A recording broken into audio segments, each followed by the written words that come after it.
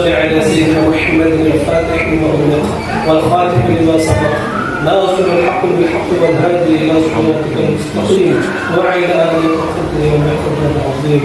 اللهم صل على سيدنا محمد صلاة تنجينا بها من جميع الأحوال والآفات وتقضي لنا بها جميع الحاجات وتطهرنا بها من جميع السيئات وترفعنا بها عندك على الدرجات وتبلغنا بها أقصى الغايات من جميع الخيرات في الحياة وبعد الممات. Rangka kegiatan bimbingan dan pelatihan ini mengacu pada keputusan Direktur Jenderal Pendidikan Islam nomor 5852 tahun 2020 tentang petunjuk teknis penyelenggaraan kelompok kerja madrasah. Walaupun setiap kali ada pertemuan seperti ini saya laporannya ya ini saja, karena ya ini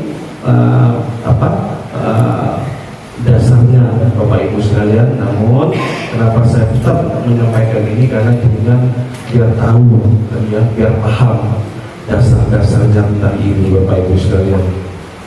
2. Keputusan Dirjen Pendidikan Islam nomor 2059 tentang juknis bantuan pokja GTK tahun 2022. Keputusan PPK nomor 4144 tahun 2022 tentang penetapan penerimaan bantuan pokja GTK tahap 1 2022. Keputusan PPK nomor 5282 tahun 2022 tentang penetapan penerimaan bantuan pokja madrasah tahap 2 tahun 2022 untuk pokja yang telah disetujui dan terdasari oleh Madrasah Reform Kabupaten Sumeneb di tahap 1 dan 2. Untuk tahap 3-nya masih dalam tahap penyelesaian dan mudah-mudahan sudah berhasil seperti itu dengan semua. Penyelenggaraan khusus kegiatan ini ada 3 pokja: MGMP MTS Bahasa Inggris, pokja yang kita sampaikan tadi, MGMP MTS IPA, MGMP MTS Matematika, yang kegiatannya mulai hari ini sampai selesai. Tatap muka ataupun Zoom nanti tergantung situasi dan kondisi.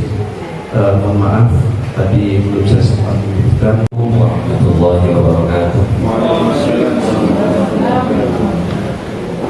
Bismillahirrahmanirrahim. Alhamdulillahirabbil alamin. Wassallallahu ala sayyidina Muhammadin wa ala alihi washabbihi ajma'in. Amma ba'du. Dengan terhormat Bapak Kepala Seksi Pendidikan Madrasah Bapak Agama Kabupaten Sumeneb, yang saya hormati Ketua Kelompok Kerja Pengawas Madrasah dan segenap pengawas pembina yang hadir, ada beberapa orang di sini yang saya hormati dan saya banggakan para kepala madrasah sanawiyah, secara khusus alhamdulillah hadir kepala DSM 1 ini saya beserta kadetnya termasuk armada lengkap untuk atas nama ketua. Dan yang saya banggakan, saya cintai semuanya keluarga besar saya, Bapak Ibu Guru, dan tidak lupa pula para fasilitator yang hadir pada pagi hari ini. Terima kasih sudah mendampingi kami. Bahwa cita-cita pendidikan di Indonesia dapat kita raih bersama. Mudah-mudahan tetap terkabulkan kehadiran baginda Rasulullah Muhammad SAW. Bapak Ibu sekalian, beberapa hal perlu saya sampaikan. Jadi dalam kesempatan kali ini saya ada 2 sesi. Sesi pertama adalah membuka acara sekarang ini, dan nanti sesi kedua sebagai materi, menyampaikan materi. Materi pun yang akan saya sampaikan 2. Yang pertama adalah kebijakan pemerintah tentang kegiatan ini. Kemudian yang kedua adalah tentang moderasi beragama yang saat ini betul-betul sangat dibicarakan oleh pemerintah, terutama oleh Kementerian Agama. Bapak Ibu sekalian,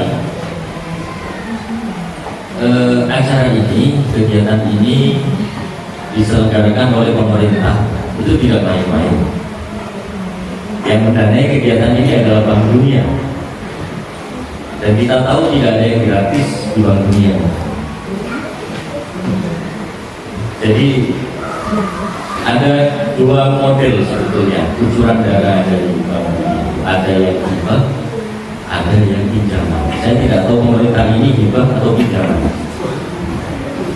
Tapi intinya al-yadul ulya khairun min al-yadis sufla. Kita menerima. Kalau misalnya ini pinjaman, maka pemerintah harus mengembalikan nanti dengan bunga yang sudah disepakati. Kalau ini hibah, saya yakin pasti ada deal, ada MOU antara Bank Dunia, World Bank dengan pemerintah kita. Artinya bahwa kegiatan ini dilaksanakan oleh pemerintah, dicanangkan oleh pemerintah itu dengan serius. Bukti bahwa pemerintah mempunyai perhatian yang lebih terhadap pendidikan madrasah. Dan mari jangan kita sia-siakan perhatian dari pemerintah ini. Karena orang yang perhatian kalau diabaikan lama-lama kemudian perhatiannya akan hilang. Kan begitu Bapak. Oleh karena itu mohon dengan hormat seluruh kegiatan nanti, seluruh materi yang disampaikan oleh fasilitator dapat diikuti dengan baik. Semuanya dengan satu tujuan, bagaimana potensi Bapak Ibu akan terus berkembang sesuai dengan judulnya, berkelanjutan terus. Jadi tidak stagnan saja, tapi ada kelanjutan tergantung bagaimana situasi dan kondisi pendidikan nanti menuntut akan hal ini. Bapak Ibu sekalian, tidak berpanjang lebar karena setelah ini masih ada sesi lagi yaitu penyampaian materi. Dengan memohon ridho dari Allah Subhanahu wa taala, marilah kita buka bersama kegiatan ini dengan bersama-sama membaca buku kita Al-Fatihah. Demikian, terima kasih dan mohon maaf. Wassalamualaikum warahmatullahi wabarakatuh.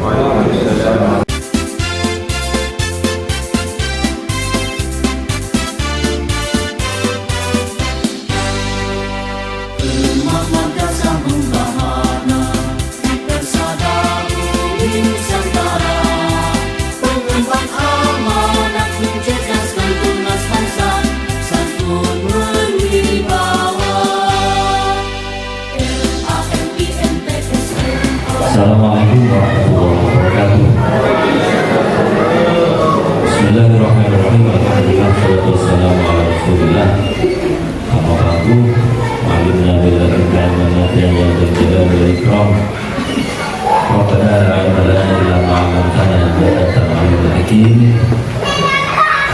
Bapak Kasih, Bapak Pengawas, Bapak Ibu Hafsa, Bapak Pengawas, dan Bapak Ibu sekalian, ada dua materi yang akan kami sampaikan pada kesempatan kali ini. Yang pertama adalah tentang kebijakan pengembangan keprofesian berkelanjutan atau kebijakan TKB untuk guru, kepala madrasah dan tenaga pendidikan madrasah. Kemudian yang kedua nanti tentang moderasi beragama. Kita mulai dari yang pertama dulu. Nah, program ini secara global dinamakan dengan MAQR. Apa itu MAQR? Adalah Religious Education Promise for Indonesia's Ministry of Religious Affairs on Quality of Education. Entah apa artinya. Kalau lihat supportnya ini mungkin ada kaitannya dengan Piala Dunia, supporter. Jadi untuk mendukung Kementerian Agama di Indonesia, Ministry of Religious Affairs, untuk mengembangkan kualitas pendidikan, meningkatkan kualitas pendidikan, atau kalau singkatan MEQR itu adalah Madrasah Education Quality Reform, MEQR. Proyek ini bertujuan, proyek maksudnya kegiatan ya, bukan, jangan ditamakan, jangan dibayangkan proyek sebuah bangunan yang nanti turunan dapat fee-nya, nggak ada. Meningkatkan mutu pengelolaan dan layanan pendidikan pada Kementerian Agama. Ada dua, mutu pengelolaan kemudian layanan juga. Jadi pengelolaannya itu bagaimana saat internal, lalu layanan kepada masyarakat tentang pendidikan seperti apa. Dua ini yang harus dikembangkan. Dilaksanakan 5 tahun mulai awal 2020, berarti sekarang adalah tahun ke-3, 2020, 21, 22. berakhir 2024. Didanai oleh Bank Dunia 3,75 triliun. Bayangkan uangnya saja sulit, apalagi punya gitu. Atau 250 juta US dollar. Dilaksanakan di seluruh Indonesia, 34 provinsi dan 514 kabupaten kota termasuk Sumatera. Ada PPKB. Bapak Ibu bertanya, kenapa ada PPKB? Apakah kemudian Bank Dunia itu lebih banyak uang lalu diberikan ke Indonesia begitu saja? Ini terserah mau dibuat apa? Tidak. Ternyata memang ada dua hal ini. Yang pertama adalah dunia pendidikan mengalami proses disrupsi secara cepat. Ya. Jadi pendidikan dulu dengan sekarang beda jauh. Kalau kemudian tidak ada tindakan cepat, tidak ada langkah strategis untuk mengembangkan profesionalitas dulu, untuk menjaga keberlangsungan profesionalitas mereka. Jadi bukan hanya meningkatkan, tetapi juga menjaga supaya tetap berkelanjutan. Karena kita tahu bahwa perkembangan dunia saat ini, terutama pada bidang teknologi, ini sangat berpengaruh besar kepada peradaban dunia dan kepada kultur juga, kepada gaya hidup. Kita tahu bahwa pendidikan itu harus masuk ke semua lini, Bapak Ibu sekalian. Bapak Ibu ini adalah para penanggung jawab pendidikan yang harus mengawal bagaimana karakter anak dipastikan menjadi karakter yang baik. Nah, karakter yang baik itu salah satu indikasinya adalah bahwa seorang anak itu harus siap menghadapi apapun yang ada di depannya. Arus informasi, teknologi saat ini luar biasa. Akselerasinya bukan dalam hitungan bulan lagi, tapi juga dalam hitungan hari. Jadi hari ini ada perkembangan, besok pasti ada perkembangan lagi. Akselerasinya sangat cepat. Terbukti dengan macam-macam HP kan banyak sekarang ya. HP yang satu belum terbeli, muncul lagi yang baru. Belum kuat beli karena sertifikasi belum cair, muncul lagi yang baru. Jadi luar biasa. Bukan hanya belum terbeli, bahkan belum dikuasai. Program komputer pun seperti itu. Windows 38 2018 ini temanya sudah diatur 5 tahun yang lalu tentang grand design PKB guru itu seperti apa. Selanjutnya pengembangan keprofesian selanjutnya ya, adalah pengembangan diri seseorang secara terus-menerus, istiqomah dalam menjalankan tugasnya sebagai seorang profesional. Saya sering mengartikan bahwa profesional itu adalah the right man on the right place, orang yang benar yang berada di tempat yang benar, sehingga kemudian tugas-tugasnya berjalan dengan lancar. Dia sangat berkompeten di dalamnya, menguasai medan dan memberikan layanan yang terbaik. Adaptif, mampu menyesuaikan diri, jadi tidak kemudian memaksakan kekolotannya. Ketika Bapak Ibu dibesarkan dalam situasi yang berbeda dengan sekarang, maka jangan bawa situasi dulu ketika Bapak Ibu kecil kepada situasi sekarang, nggak masuk. Ya, jadi harus beradaptasi dan inovatif. Inovatif ini mobilnya ganti Innova. Inovatif itu menemukan sesuatu yang baru, berpembaharuan. Itu harus terus dilakukan. Kami terbatas Pak, misalnya sinyal internet kadang muncul, kadang tidak, dan seterusnya. Dan meningkatkan pengetahuan, keterampilan, dan sikap profesional guru dalam mengemban tugas sebagai pendidik. Knowledge, skill, dan profesionality. Ini tujuannya. Tujuan ini kan barometer. Kalau setelah kegiatan ini pengetahuan tentang pengertian PKB, jadi pengembangan keprofesian berkelanjutan guru atau PKB ini adalah pengembangan kompetensi. Kompetensinya apa sih? Bapak Ibu tahu? Kompetensi, kemampuan, ya, kebutuhan. Yang kedua bertahap, yang ketiga berkelanjutan. Ini prinsipnya. Jadi kompetensi guru itu harus disesuaikan dengan kebutuhan. Apa yang dibutuhkan oleh anak didik, apa yang dibutuhkan oleh murid. Pengembangan keprofesian guru berkelanjutan, jadi guru harus memiliki kompetensi atau kemampuan tadi untuk beradaptasi dan inovasi secara berkelanjutan, bukan hanya melakukan sesuatu menjadi lebih baik, tetapi juga mencari cara baru yang lebih efektif untuk mencapai hasil pembelajaran yang lebih baik. Bapak Ibu, kita misalnya punya tujuan, tujuannya toleransi dalam keberagaman. Nanti kalau ada pertanyaan setelah 2 materi ini aja ya, kalau ada pertanyaan, nggak ada pun nggak apa-apa. Selanjutnya, keberagaman bangsa Indonesia. Bapak Ibu sekalian, di sini ada gambaran next ini.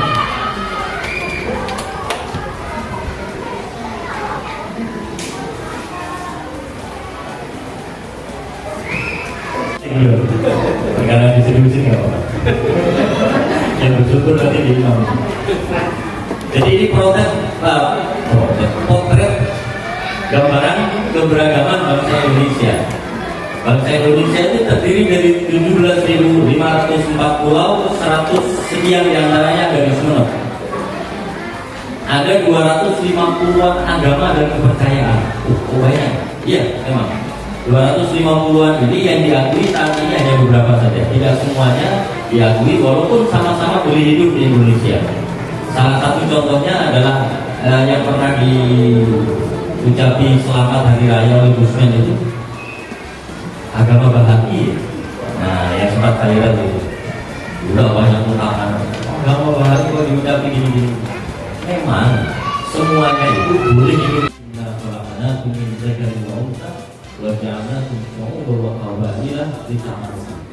Konsepnya jelas di dalam Al-Quran bahwa konsep keberagaman itu adalah sebuah diferensiasi, bukan stratifikasi. Karena diferensiasi untuk mengejutkan 57% guru punya opini intoleran tahun 2018. Sekarang 2022 naik apa turun? Ada datanya? Kira-kira hipotesa. Terima kasih. Ya hipotesa boleh saja. 57% guru punya opini intoleran. Intoleran itu bukan berarti 57% guru teroris. Ini berarti intoleransi yang dilakukan oleh umat Islam. Ya. Kemudian ada lagi contoh larangan berjilbab di Bali, itu pernah. Jadi tidak boleh berjilbab. Ini kan berarti tidak toleransi. Padahal jilbaban atau tidak jilbaban tidak pengaruh kepada gaji guru kan? Bukan kemudian ketika ada murid yang jilbaban lalu gaji gurunya berkurang, gaji pengawasnya juga berkurang, kan tidak. Jadi apa ya, santai aja selama tidak pengaruh ke gaji ya dia. Ini contoh-contoh intoleran. Terus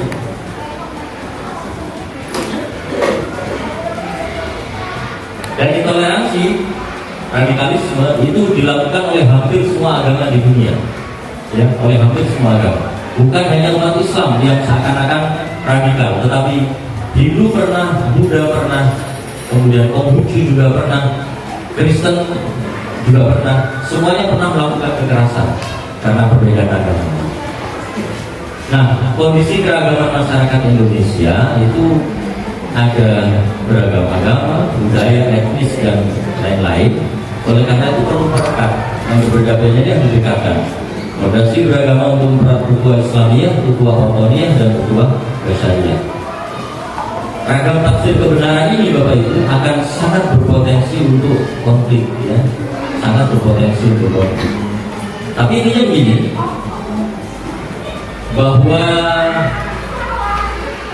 Tuhan itu menciptakan keindahan itu karena perbedaan.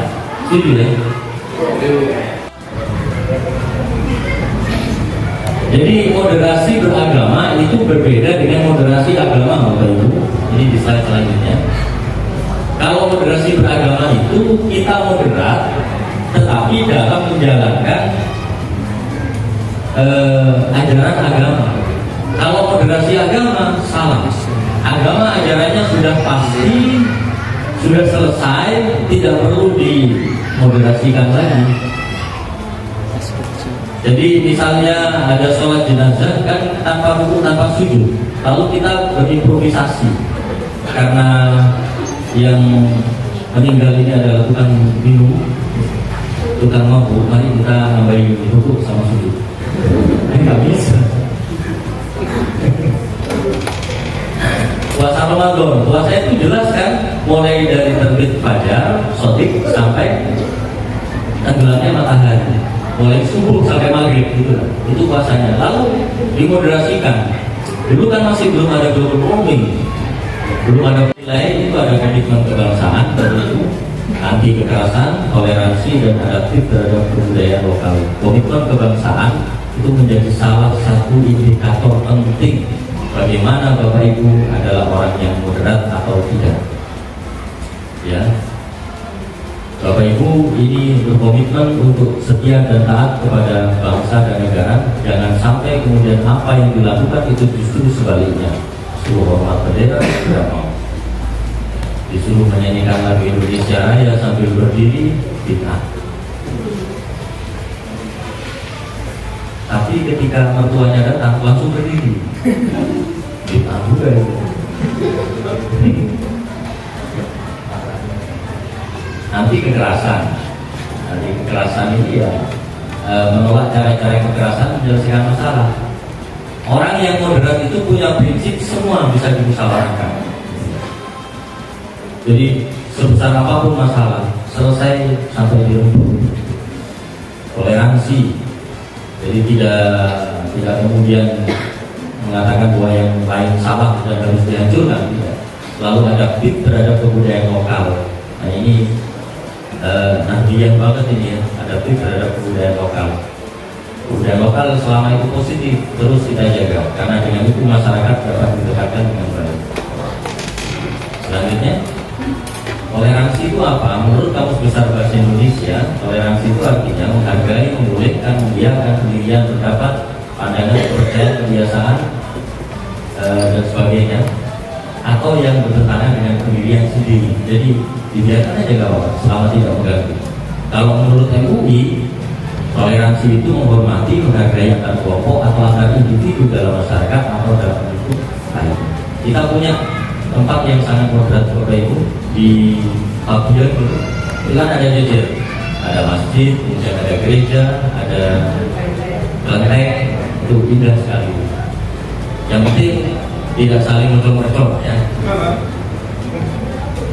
Baik, kemudian batasan toleransi. Toleransi itu harus, tetapi ada batasnya. Jangan sampai 4 macam ini kita tolerir. Yang pertama, tidak menyangkut masalah akidah dan ibadah usuliyah.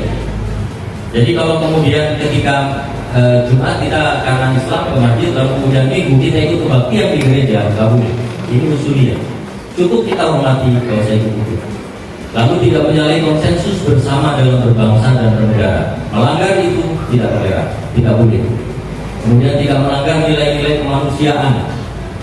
Tidak boleh ada toleransi dalam nilai kemanusiaan dan tidak mengganggu ketertiban umum. Misalnya ada pencuri masuk ke rumah tetangga kita lihat saja, masuk dalam kita kan toleransi. Yang mencuri biarlah mencuri, polos. Ya. Anak kita nggak sholat, kita bilang toleransi. Anak saya nggak sholat sih.